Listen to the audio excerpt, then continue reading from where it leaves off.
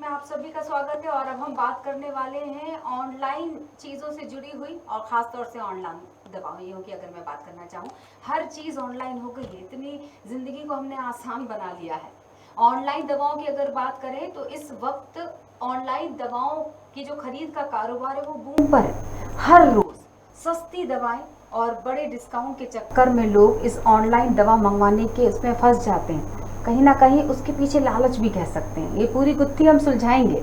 इस तरह की ऑनलाइन दवाएं कितनी सही है, इस बारे में भी संशय बरकरार है। ये कारोबार बगैर किसी नियम के चल रहा है, ये एक बड़ा सवाल है जिसका जवाब हम तलाशने वाले हैं। लेकिन दवाएं बगैर परामर्श पर्ची के बेची और खरीदी जा रही है, जिस पर जरूर चर्चाएं होने लग गई हैं। इन पर भी औषधि नियंत्रण विभाग की अगर हम बात करें तो ये देखने को मिला है कि उनकी भी नकेल नहीं है इन दवाओं पर, और इन दवाओं के नुकसान को लेकर किसी की जवाबदेही तय नहीं होती। करीब 1 दर्जन से ज़्यादा कंपनियां अगर देखा जाए तो मोटे तौर पर देश में ऑनलाइन दवा का व्यवसाय कर रही हैं। लेकिन कितना सही होगा बिना प्रिस्क्रिप्शन के? एक समय ऐसा हुआ करता था कि जब डॉक्टर दवाएं लिखता था पर्चे में, तो खरीदने के बाद मेडिकल स्टोर से डॉक्टर के पास पहुंचकर उन दवाओं को सुनिश्चित किया जाता था कि जो दवाएं पर्चे में लिखी हैं वो वैसी ही मिली हैं या नहीं। लेकिन ऑनलाइन दवाएं क्या इस तरह की बात को सुनिश्चित करती हैं? क्या उसमें उतनी सत्यता होती है? ये बड़े सवाल हैं। तो इन जवाबों को हम तलाशने वाले हैं। स्टूडियो में मौजूद हमारे खास विशेषज्ञ मेहमान कहेंगे। तो चलिए स्वागत करते हैं सबसे पहले वीरेंद्र जैन साहब का, जो कि संयोजक हैं भारतीय राष्ट्रीय केमिस्ट संघ और महासचिव हैं Madhya Pradesh chemist and distributor federation. इन्हीं के साथ अगले मेहमान हमारे साथ जुड़े हुए ललित जैन साहब है, अध्यक्ष है भोपाल केमिस्ट एसोसिएशन के। और साथ में हमारे साथ जुड़ेंगे अशोक खंडेलवाल जी, जो कि AICDF उज्जैन सीधे हमारे साथ वहां से लाइव रहेंगे और हम उनसे चर्चा करेंगे। लेकिन शुरुआत हम बातचीत की करेंगे वीरेंद्र जैन साहब आपसे। क्या लगता है आपको, अगर ऑनलाइन हम दवाओं की बात कर रहे हैं, इस कारोबार, सबसे पहले तो व्यवसाय पर ही बात करते हैं। ये जो व्यवसाय एक नया ट्रेंड शुरू हो गया है हर तरह से ऑनलाइन व्यवसाय का, और उसमें दवाओं ने भी अपनी जगह बना ली। देखिए, ऑनलाइन दवा व्यवसाय के विरोध में केमिस्ट जगत पहले से ही था, और चूंकि जगत में कहीं पर भी नुस्खे जो पर्चा है उसका भौतिक सत्यापन के बगैर पर्चे को ऑनर किया जाना संभव नहीं था और संभव है भी नहीं।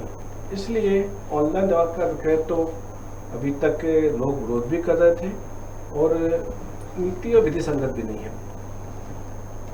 अगर देखा जाए तो अभी नोटिफिकेशन हुआ है ऑनलाइन दवाएं बेची जा सकती हैं क्या। अब दवाएं वर्ड आता है, दवाएं मतलब केवल किस प्रकार की दवाएं बेची जा सकती हैं, आज तक ये प्रश्न तो किसी ने उठाया ही नहीं। ऑनलाइन दवाओं का विक्रय जब 26 मार्च 2020 के नोटिफिकेशन के द्वारा जब शासन ने इसको अलाउ किया था, मैं बोल रहा हूँ 26 मार्च 2020, यानी लगभग अभी से 2 वर्ष पहले, तो उसके पहले जो ऑनलाइन दवाओं का व्यापार था, जो इतने सालों से दवाएं बेची जा रही है, क्या वो अवैध था? तो क्या उसकी जांच होनी चाहिए। जैसे कल का वाकया ये भी देखा गया, जयपुर में नकली ऑनलाइन दवाएं पकड़ी गई। ऑनलाइन दवा विक्रयकर्ता नकली दवा का भंडार पकड़ा गया और लगभग 22 गोडाउन सीज किए हैं।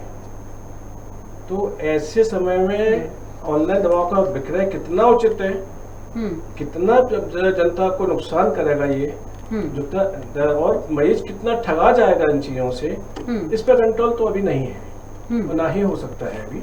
क्योंकि ऑनलाइन विषय आता है ऑनलाइन दवाएं क्या बेची जा सकती हैं। हाँ। तो केवल और केवल शेड्यूल H ड्रग ऑनलाइन बेची जा सकती हैं।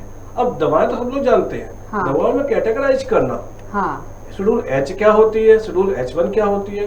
नोटिफिकेशन मैंने उसने जो पढ़ा है उसमें स्पष्ट मेंशन है केवल H ड्रग ही बेचे जा सकते हैं। Psychotropic, narcotics, schedule H1, schedule X और अन्य दवाएं नहीं बेची जा सकती। तो ये डिसाइड कौन करेगा? पर्चे के ऊपर सिर्फ H1 दवा लिखी हुई, H दवा लिखी हुई है। उसके बाद भी कई उसमें नियमों के तहत वो दवा विक्रय कर सकता है। तो ऑनलाइन दवा का विक्रय जो स्टार्ट हुआ है, इस पे शासन, प्रशासन और कितने लोग हैं इसके साथ में इसकी जांच प्रक्रिया में अपना दायित्व निभा रहे हैं। शासन ने इसके ऊपर अपना मानक क्या रखा हुआ है, किस तरह से जांच की जाएगी, उसकी गाइडलाइन तो मैंने अभी देखी नहीं है। और इसी वजह से जो नकली दवा के कुरीतियां जो है, नकली दवा जैसे चैप्टर आ गया था वो, तो ऐसे अवसाद लोगों को मौका मिल रहा है, लोग कर रहे हैं। बिल्कुल। इसलिए ऑनलाइन दवा का विक्रय वाकई में मरीजों की सुरक्षा के लिए लोगों के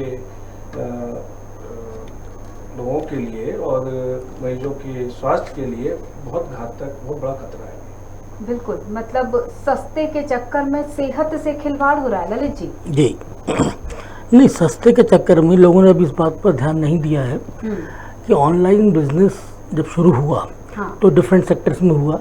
इसके अंदर बड़े बड़े हाउसेस जो है वो मेडिसिन के अंदर भी उतरे।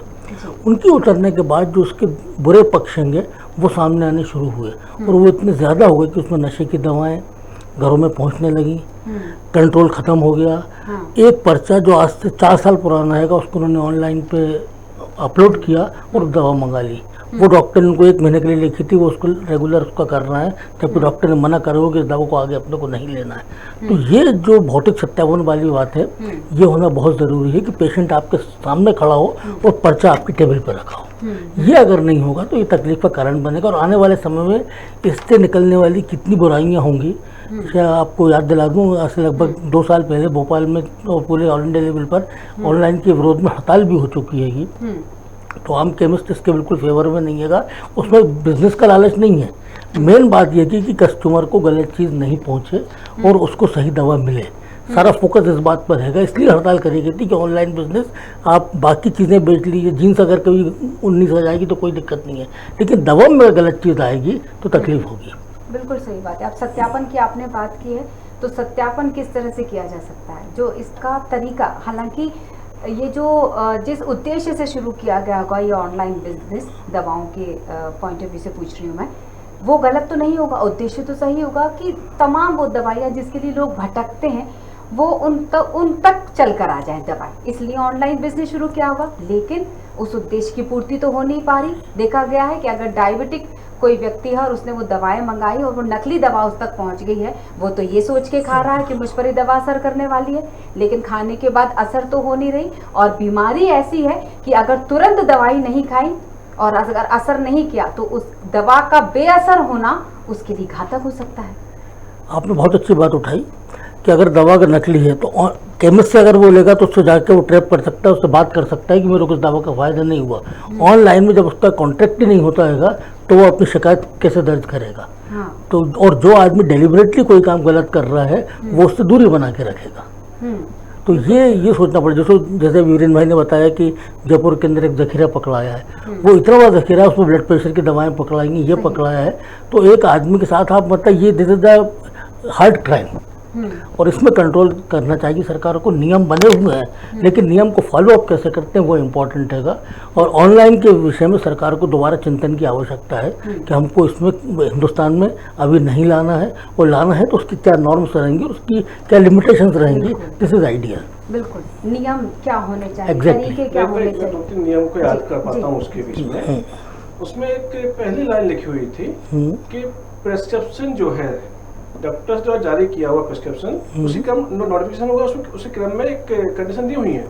वो प्रेस्क्रिप्शन एक पर्टिकुलर ईमेल आईडी जो कि ड्रग डिपार्टमेंट में रजिस्टर कराया गया हो ड्रग लाइसेंस होल्डर 20 और 21 के द्वारा, यानी रिटेल केमिस्ट के द्वारा, उसी मेल आईडी पर प्रेस्क्रिप्शन आएगा तब वो ऑनर कर पाएगा। एक पॉइंट, एक मेल वर्ड लिखा हुआ है, एक मेल आईडी, एक से अधिक नहीं। राइट। आप व्हाट्सएप पे स्कैन करते हो, भेज देते हो। बड़ी बड़ी कंपनी है, जैसे मैं बात करूँ, बड़ा उद्योग, भारत का सबसे बड़ा उद्योगपति, उनकी कंपनी 1mg.com, उस पर प्रेस्क्रिप्शन स्कैन करके भेज देते हो, दवाई आ जाती है। दूसरी बात, नियम लिखा हुआ था उसके अंदर, पर्चे को 30 दिवस के बाद प्रयोग नहीं कर सकते। तीसरी लाइन लिखी हुई थी, पर्चे में आकस्मिक पर्चा, अति गंभीर पर्चे को 7 दिवस का कैसे नहीं कर सकते। तो क्या इन मानकों का पूरा नियम संगत अभी पालन हो रहा है? कोई जांचने वाला है? अगर मैं जांचने वाले की बात करता हूँ, मैं साथ आरोप नहीं लगाता, लेकिन एक ड्रग एक्ट के नियम में 300 केमिस्ट पर एक ड्रग इंस्पेक्टर। मैं मानता हूँ मध्य प्रदेश में 25,000 केमिस्ट है, 25,000 केमिस्टों के ऊपर उसके नियम संगत 90 ड्रग इंस्पेक्टर की मध्य प्रदेश में स्थापना होनी चाहिए। आज भी 40 पद खाली हैं। तो जो भौतिक सत्यापन रेगुलर बिजनेस चल रहा था उसकी तो पूर्ति हो नहीं पा रही है। अभी ऑनलाइन के लिए कौन सी टीम बनाई, कौन सी टीम जांच रही है उस चीज को कि कौन से, हर केमिस्ट ने जो ऑनलाइन विक्रय कर रहे हैं उनकी बात कर रहा हूँ, क्या उनने अपना मेल आईडी रजिस्टर कराया है, उसी मेल आईडी प्रिस्क्रिप्शन ऑनर कर रहे हैं, ऑनर करें तो 30 दिवस के बाद वाले कितने पर्चे वापस किए, 7 दिवस के बाद वाले कितने पर्चे वापस किए, H1 के अलावा कितनी दवाइयां उनसे बिक गई। जब वो खुद नहीं जानता क्या मैं देख पा रहा है उस चीज को कि क्या दे रहा हूँ, एक पर्चे में क्या डॉक्टर H1 का पर्चा अलग लिखता है, क्या डॉक्टर शेड्यूल एक्स्ट्रा पर्चा अलग लिखता है। अब एक पर्चे में 4 दवाई लिखी हुई है तो कितने पर्चे उन्होंने ऐसे वापस किए कि H1 की दवाई इसलिए हमने नहीं दी, शेड्यूल एक्स था इसलिए नहीं दी। ये जांच का विषय है, बड़ा गंभीर विषय है। बिल्कुल उल्टा नकली दवा बेचने वालों को बढ़ावा क्यों मिल रहा है, कैसे बेचा उसने। एक ही व्यक्ति, आज मैं अभी जैसे ब्लड प्रेशर की दवाई है इसी की बात करूं मैं, जो केमिस्ट जिससे टाइप किया होगा उस बड़ी कंपनी ने उस क्षेत्र में माल बेचने के लिए, तो उसने अभी तक 2 डब्बे 3 डब्बे मैंने अभी तक का कह दिया उसका देना बेचे होंगे। अब उसने इतनी बड़ी कंपनी जुड़ने के बाद में उसके बाद 2000 डब्बे मैंने के सेल हो गई, तो कितने लोगों के मानस को रोक लेंगे हम, उसका डगमगाएगा नहीं। क्यों नहीं चाहेगा 2000 डब्बे बनवा के बेच, तो वही तो हुआ ये 22 गोडाउन। तो इसे कंट्रोल करना अभी शासन को पहले अपनी फोर्स रेडी करनी है, उसके बाद कहीं जाके सोचो। जबकि अगर 1940 का अपना जो ड्रग एक्ट है उसमें कहीं पर इसकी विधि है ही नहीं कि ऑनलाइन भौतिक सत्यापन के बगैर आप पर्चा नहीं दे सकते, वो नहीं ऑनर कर सकते। भौतिक सत्यापन कैसे करेंगे, उसमें एक ये भी है कि प्रेस्क्रिप्शन पे डॉक्टर के साइन तक पहुंचाने की जिम्मेदारी केमिस्ट की है। केमिस्ट मना कर सकता है कि मैं नहीं मानता ये इस पर्चे को, मुझे समझ में नहीं आ रहा ये पर्चा वर्ड है। तो ये सब चीजें हैं। एक और भी बड़ा सवाल है, क्योंकि अक्सर ऐसा देखने को मिलता है कि जब हम मेडिकल स्टोर में जाते हैं, प्रिस्क्रिप्शन दिखाते हैं, तो कई बार वही की वही दवाई नहीं मिलती है, तो डॉक्टर से संपर्क करके उसका सब्स्टिट्यूट दिखा जाता है। अब जब ऑनलाइन आप मंगाएंगे तो वो किस तरह से आपकी दवाइयों को तैयार कर रहा है, वो जो पैकेट तैयार कर रहा है आप तक पहुंचाने के लिए ऑनलाइन, वहां तो सब्स्टिट्यूट का कोई सॉल्यूशन ही नहीं है। वहां तो जो उसकी मर्जी है वही दवाइयां लिख कर देगा वो प्रिस्क्रिप्शन पर, चाहे आपको तो समझ में आनी नहीं है। या फिर जब प्रिस्क्रिप्शन के अकॉर्डिंग वो पैकेट पहुंचता है घर तक ऑनलाइन दवाओं का, तो उनको डॉक्टर के साथ सुनिश्चित किया जाना चाहिए। बीच का रास्ता क्या हो सकता है? जी ललित जी, ये इतनी बड़ी विसंगति है। और अगर कोई चीज़ आपने उद्घाटित करी है, मैं तो बधाई देना चाहूँगा भारत कवर को कि जिस तरह की चीज़ आपने उद्घाटित करी है, इसके इतने पहलू हैं कि शासन को हर पहलू पर ध्यान देना पड़ेगा, क्योंकि इसमें इतने लेकुनाज हैं। हमारा कानून गलत है या नहीं है वो बात की बात है, मुद्दे की बात ये है कि इसमें इतनी विसंगतियाँ हैं कि सबसे पहले फर्स्ट स्ट्रोक में इसको बंद करना पड़ेगा और इसके बाद इसके रास्ते निकालने पड़ेंगे। यानी पहले ऑनलाइन दवाओं का विक्रय जो है विक्रय बंद होना चाहिए। अशोक जी हमारे साथ जुड़े हुए हैं, मैं अशोक जी से भी सवाल करना चाहूंगी। अशोक जी, हेलो जी आवाज पहुंच रही है? मेरी आवाज आ रही है आप तक? जी यस, मेरी आवाज आ रही है आप तक? ललित जी ने कहा कि सारे रास्ते तभी खोजे जा सकते हैं जब वहां पर चलने से रोका जाए। जब वो रास्ता पूरा खाली होगा फिर वहां के टर्म एंड कंडीशन यानी नियम कायदों को तय किया जाएगा। आपका क्या मानना है, क्या एक उचित समाधान है इसमें? देखिए, इसमें ड्रग एंड कॉस्मेटिक एक्ट का जो है वो पूरी तरह से एक बार पुनः निर्माण किया जाना चाहिए, क्योंकि ऑनलाइन दवा जो है उसको रोकना असंभव है। सबसे बड़ी समस्या ये है कि सस्ते का चक्कर और रेट जो है वो बहुत सारे रेट्स होना, रेट्स में डिस्काउंट और ड्रग की पॉलिसी जो रेट की पॉलिसी है वो बहुत ज्यादा जिम्मेदार है। इसलिए सरकार को यह तय करना चाहिए कि दवाओं का मूल्य सब जगह एक जैसा हो। यदि मूल्य एक जैसा होगा तो निश्चित रूप से इस समस्या का समाधान हो जाएगा कि मरीज को जो है वो ऑनलाइन मार्केट तक जाने की जरूरत ही नहीं पड़ेगी, वो केमिस्ट से ही दवा खरीदेगा। दूसरी एक सबसे बड़ी समस्या है जिस पे डॉक्टर्स को ध्यान देना चाहिए, वो ये है कि डॉक्टर्स का प्रिस्क्रिप्शन जो है वो यूनिफॉर्म हो, वो हर जगह दवा उपलब्ध हो सके। आज की तारीख में बहुत सारे प्रोपोगंडा दवाइयां जो है वो चलती है, वो बहुत ज्यादा जिम्मेदार है, जिससे कमीशनबाजी और इन सब चीजों को बढ़ावा मिलता है।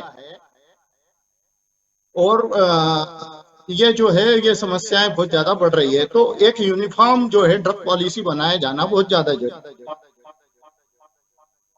जी, स्टैंडर्ड भी होना चाहिए। वीरेंद्र जी क्या कहेंगे? दवाओं का स्टैंडर्ड एक मादक शस्त्र के लिए शासन का पूरा इस पर प्रणाली है, उसके उस नियम तरीके से दवा की गुणवत्ता को देखती है। लेकिन सवाल तो ये उठता है ना कि उन्हीं चैप्टर के ऊपर, उन्हीं फील्ड फोर्स के ऊपर कितना लोड डाला जाएगा। वो जो ऑलरेडी जो उनके पास में कार्यभार है उसका पूर्ण करेंगे, उसके दायित्व पूर्ण करेंगे, या नए जो ऑनलाइन के लिए जहाँ विधि बनी ही नहीं है ठीक से उसका पालन करवाएंगे। अब इन्हें 4-5 पॉइंट में लिखे हुए हैं, उन्हीं का पालन के लिए कोई प्रणाली तो है ही नहीं। मुझे अगर ऑनलाइन बिजनेस को लोग कंटिन्यू कर रहे हैं, वो रिपोर्टिंग करें ना कितने पेस्ट हम दिन बाउंस किए, ये स्वतः समाप्त हो जाएगा बिजनेस। तो कुरीतियों की रिपोर्टिंग करने का दायित्व भी ऑनलाइन विक्रयकर्ता पर डाल दिया गया कि मेरे पास शेड्यूल H1 की और शेड्यूल S की आज इतनी रिक्वायरमेंट आई थी, मैंने रिफ्यूज किया। अगर यही दायित्व डाल दिया जाए तो वो अपनी जिम्मेदारी के भार से खुद भाग जाएगा। अगर वो भागने को मजबूर हो जाएगा तो आप ये समझ जाए कि ये दवा व्यवसाय ऑनलाइन प्रिस्क्रिप्शन ऑन कैश करने योग्य नहीं है। दवाएं ऑनलाइन खरीदने का विषय नहीं है। मैं सारे मरीजों के अटेंडर को, पब्लिक को इस बात से आगाह करना चाहूंगा, ये क्योंकि यहाँ पर अपने ड्रग एक्ट में मार्जिन निर्धारित है 10 और 20%, इस पर कैपिंग है।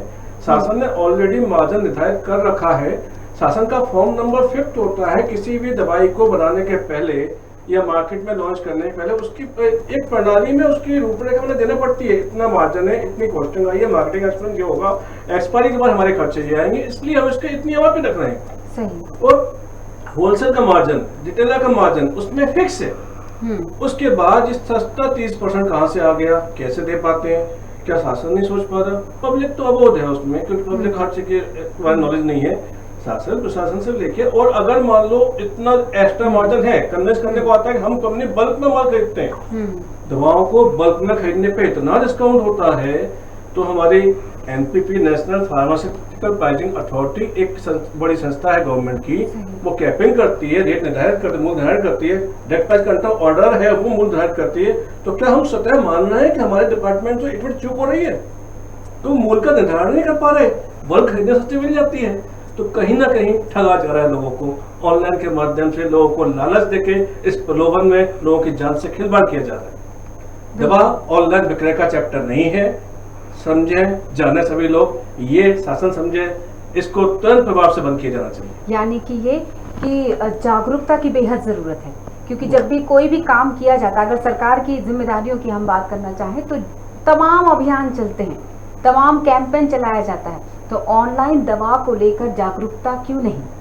ललित जी क्या कहेंगे? नहीं, देखिए इसमें बताऊँ बहुत विसंगति होती है। जब ट्रेड की अपन बात करें तो एक दवा आपको पता होगा कि आजकल जन औषधि केंद्र खुले हुए और जेनरिक की बात चल रही है। किसी भी कंट्री के अंदर वर्ल्ड वाइड ब्रांडेड जेनरिक कहीं नहीं होता एक्सेप्ट हिंदुस्तान। हिंदुस्तान में ब्रांडेड जेनरिक होता है तो हमारा पेशेंट कंफ्यूज होता है। उस जेनरिक के मार्जिन में और इथिकल दवाओं के मार्केट में फ़र्क होता है। जब ब्रांडेड जेनरिक आते हैं तो there is no difference between the branded generic and ethical. इस पर भी सरकार को फोकस करना पड़ेगा। जो ये कंफ्यूजन मार्केट में पैदा हो रहा है, वीरेंद्र भाई ने जैसा बताया अभी कि अगर 80% कम में आपको दवाएं मिल रही हैं तो उसको ये नहीं मालूम कि किन दवाओं पर है, वो एज ए होल बात करता है। हमको तो उसकी ज़रूरत क्या है कि आप 80% डिस्काउंट दें, आप रेट पहले ही कम करके उसका रखें, आज दीजिए। नॉर्मल सलाइन में गवर्नमेंट ने कंट्रोल करा तो नॉर्मल सलाइन उस रेट में बिक रही है, बिकना चाहिए। तो ये कुछ चीज़ें ऐसी हैं कि बाकी नियमों को छोड़ के दवाओं के मामले में सरकार को अलग ढंग से सोचना पड़ेगा और अलग ढंग से इस पर बात करनी पड़ेगी, तब जाकर वो रास्ता निकलेगा। नहीं तो ये दिन पे दिन मस्ता चला जाएगा। जैसे आपने कभी संज्ञान में लिया होगा, चार्टर्ड अकाउंटेंट्स होते हैं, जब ऑडिट करते हैं तो गवर्नमेंट उनको ये लाइबिलिटी देती है कि अगर इसमें कुछ फॉल्ट मिला तो उसके आप जवाबदार हो। जो हम सहमति वीरेंद्र भाई की बात है कि जब तक जवाबदारी तय नहीं होगी तब तक उसके परिणाम नहीं आएंगे। तो 2 साल हो चुके और ये बिजनेस बूम पर चला गया है, क्या 2 सालों में एक बार भी नींद नहीं खुली होगी? मैं अशोक जी एक बार आपसे चर्चा करना चाहूँगी इन सवालों पर। क्या मानना है? आपने दोनों की बातें सुनी, वीरेंद्र जी की, ललित जी की, आपका व्यू क्या कहता है? देखिए, इस कार्य के लिए सभी मतलब एक सिस्टम बनाना बहुत ज्यादा जरूरी है, क्योंकि गवर्नमेंट की सारी अथॉरिटीज को पता है कि वो किस तरीके से और क्या काम कर रही है और क्या बाजार में इम्पैक्ट हो रहा है ना। देखिए, ड्रग डिपार्टमेंट में जितने भी अफसर्स हैं, उद्योगपति हैं, ये सब सरकार के साथ मिलकर के ही पॉलिसियां तय करते हैं। और आज जितनी भी बड़ी कंपनी 1mg है या अमेजन है या इस मार्केट में आ रही है, ये इतना बल्क में परचेस करते हैं कि कंपनियों से बहुत कम दाम में दवाइयां परचेस कर सकते हैं। और ड्रग में जो मार्जिन का सिस्टम है वो 10 से 20% की जो जिसकी कास्टिंग है उसको यदि 100 रुपीज में बेचा जाएगा तो एक बहुत बड़ा मार्जिन होता है, जिससे बाजार में तमाम मतलब अविश्वास और व्यवस्थाएं गड़बड़ हो रही है। हर मरीज जो आज कार्डियक, डायबिटीज और कैंसर जैसी दवाइयों की जरूरत पड़ती है, यदि उसको हजारों रुपए का अंतर आएगा तो निश्चित रूप से वो सस्ते के चक्कर में भागेगा। तो इसको रोकने के लिए हमको एक नियम तो बनाना पड़ेगा कि सभी दवाएं एक समान एक मूल्य पर मिले। अब इसके लिए क्या मतलब हम एक नियम नहीं बना सकते पूरे भारत में? ड्रग के देखिए अलग अलग है, जेनरिक ड्रग अलग है, ब्रांडेड ड्रग अलग है, प्रोपोगंडा ड्रग अलग है, एथिकल ड्रग अलग है। अब एक आम व्यक्ति तो ये नहीं समझ सकता है कि उसको जो दवाई दी जा रही है, जो उसको लिखी जा रही है, वो उसने किस स्तर पर और कैसे लिखी हुई है। तो दवाओं की गुणवत्ता निश्चित करने के लिए एक निश्चित पॉलिसी तो बनाना ही पड़ेगी, नहीं तो ऑनलाइन को आप कैसे रोकेंगे? और जब ऑनलाइन का ट्रेड चालू हुआ तब मैं आपको जानकारी दे दूं कि हमने 15 साल पहले इस संदर्भ में संघर्ष किया था। और केमिस्ट एसोसिएशन इतना मजबूत था कि उसकी इच्छा के बगैर एक भी ड्रग जो है वो बाजार में नहीं आ पाता था।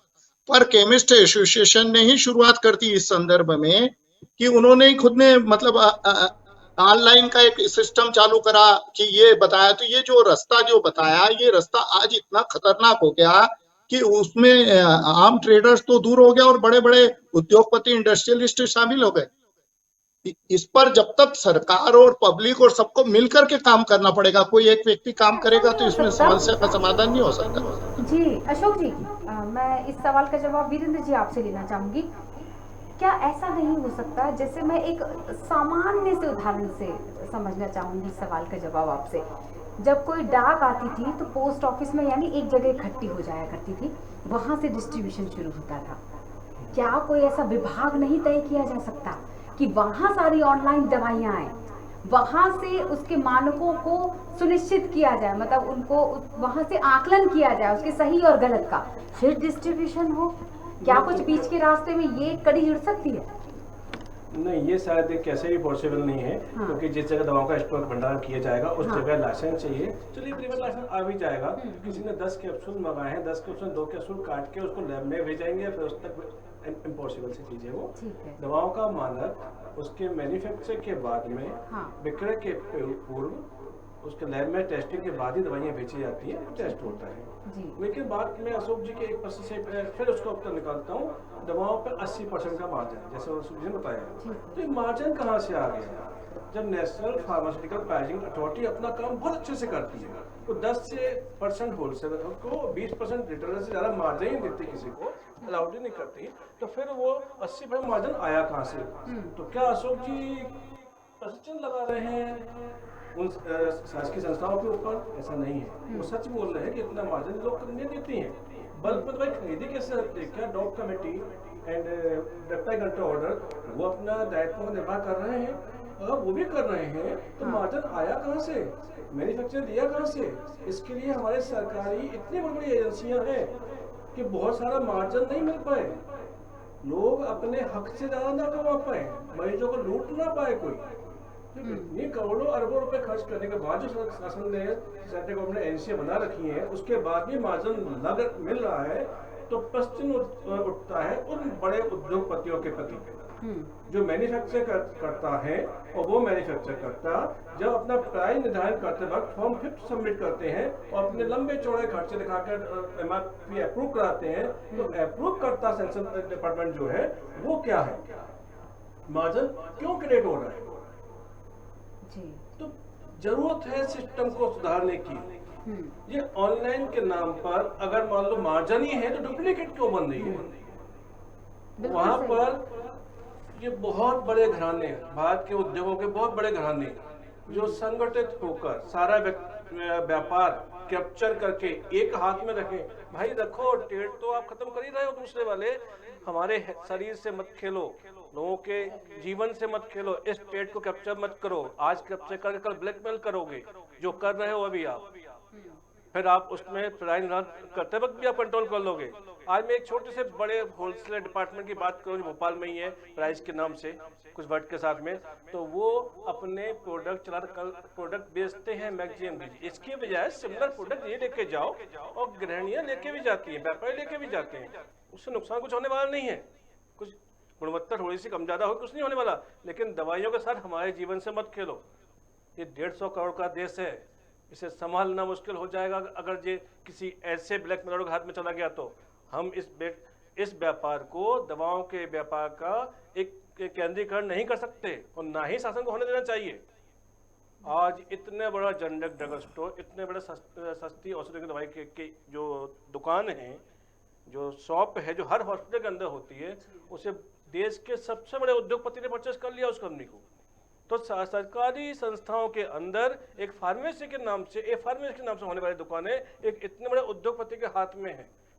व्यापार करो, बुराई नहीं है, पैसा कमाना बुराई नहीं है, लेकिन लोगों के जीवन से खेल के पैसा कमाना ये बुराई है। तो सबसे पहले बहुत सारी चीजें डॉप कमेटी, प्राइस निर्धारण करने वाली गवर्नमेंट की एजेंसियां कंट्रोल कर दवाई पर मार्जिन ना हो, इस तरह चलते रहेगा। और दवाई ऑनलाइन नहीं बिकना चाहिए क्योंकि गुणवत्ता नहीं आ पाएगी मरीजों के हाथ में। फार्मासिस्ट कंपलसरी है आज, मैं फिर से काउंटर करता हूँ उसको, फार्मासिस्ट केमिस्ट पे कंपलसरी है। क्यों कंपलसरी है? वो दवाई का पर्चा देख के, दवाई की गुणवत्ता देख के और समझाएगा पेशेंट को इतनी ऐसे खाना है। ऑनलाइन में कौन समझाएगा? बिल्कुल सही। फिर लागू कैसे हुआ? और 2 साल पहले लागू हुआ, तो 15 साल पहले दवाई बिक रही थी ऑनलाइन, शुभेच्छा 1mg.com अगर बिक रही थी तो वहां पर उनको 2 स्पून तक उनकी जांच क्यों नहीं की गई? तो क्या वो अवैध था? नियम अभी बनाया 2 साल पहले, तो इतना बड़ा अवैध व्यापार के प्रति क्या एक्शन लिया गया? और नहीं लिया गया तो आज क्यों नहीं?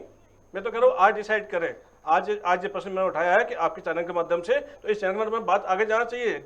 26 मार्च 2020 के पहले जितनी भी ऑनलाइन दवाई बेची गई उन सबको उठा के ड्रग के तहत उनके प्रति कानूनी कार्रवाई करना चाहिए, बिल्कुल, चाहे वो कितने बड़े घराने हो देश के। बिल्कुल सही। और नहीं तो ये ऑनलाइन दवा तो नहीं, पर ऑनलाइन जहर जरूर बिकने लग जाएगा। ललित जी, हम उन दवाइयों की बात करते हैं जिन दवाइयों को ले जाने से पहले डॉक्टर के सील साइन चाहिए होते हैं। नशे की दवाइयाँ नहीं, नार्कोटिक ड्रग्स जो होती हैं, हाँ, उसमें ये नियम है कि नार्कोटिक ड्रग्स बिना पर्चे के, और डॉक्टर भी उनको ही लिखता रहेगा कि इसको इनकी आवश्यकता है, इनके शरीर को। अगर उसका दुरुपयोग करते हैं तो नियम गलत नहीं है, लेकिन अगर ऑनलाइन के माध्यम से वो चीज़ें उनके घर पहुंच जाती हैं तो वो नशे में यूज होती हैं। तो किसी भी चीज़ का अगर आप आउट ऑफ द वे जाके उपयोग करेंगे तो वो नशे के रूप में सामने आती है, तो उससे हमको बचना होगा। आज बहुत बात चल रही है नशे की, लेकिन जितनी कंपनियां हैं ऑनलाइन वाली, वो अभी अमेजोन का केस पकड़ाया था आज लगभग 2-2.5 महीने पहले, उन्होंने भी सप्लाई करा था। तो इसमें कम से कम कंट्रोल होना, जो ऑनलाइन जब तक बंद नहीं होगा तब तक ये कंट्रोल नहीं होगा। बिल्कुल। एक आखिरी प्रतिक्रिया हम अशोक जी से जरूर लेना चाहेंगे। अशोक जी, जाने से पहले आपके क्या सुझाव हो सकते हैं और कुछ खास बातें अगर आप इस विषय से जुड़ी हुई कहना चाहेंगे?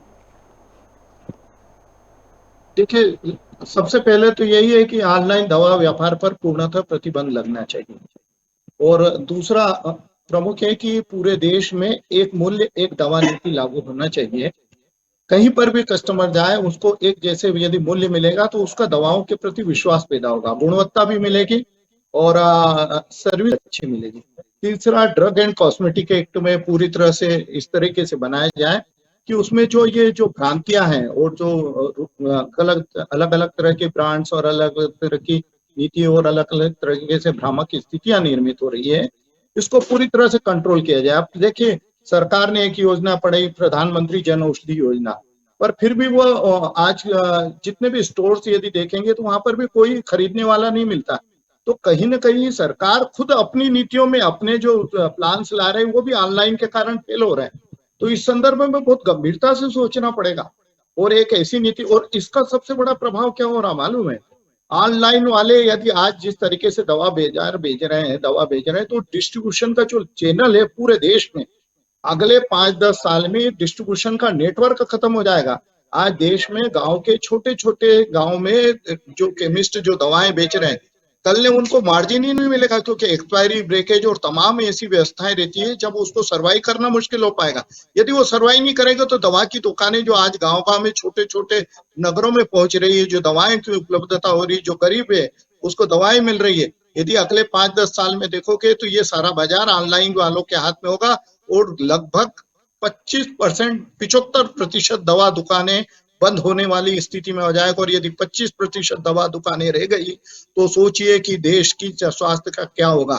हमारा देश बहुत गरीब है, यहाँ व्यक्ति को 5 रुपए 10 रुपए में इलाज की कई बार जरूरत रहती, तो क्या वो उसके लिए हर बार डॉक्टर के पास में 500 रुपए के प्रिस्क्रिप्शन लिए जाए? इसके संदर्भ में बहुत गहराई से और गंभीरता से विचार करना चाहिए। क्योंकि आपने क्या जी मुझे लगता जी है जी बहुत सारे लोग काल के दाल में समझ आएंगे, ये कोई अतिशयोक्ति आ गई, कोई बड़ा वाक्य नहीं होगा, क्योंकि जिस तरह से ये दर चल रही है और जिस तरह से धड़ल्ले से ऑनलाइन दवाइयाँ बेधड़क तरीके से बिना नियम कायदे के बिक रही हैं, वो दिन दूर नहीं जब एक बड़ी संख्या में हम इस तरह की खबरें भी दर्शकों को सुना रहे होंगे। फिलहाल के लिए समय का अभाव है, इसलिए हम आप सभी को यही धन्यवाद करना चाहेंगे, लेकिन इस गंभीर मुद्दे पर जल्दी ही हम फिर से चर्चा करने वाले हैं। आपको बता दें हमारे साथ जुड़े हुए थे अशोक खंडेलवाल जी, जिनसे अभी चर्चा हो रही थी हमारे AICDF उज्जैन।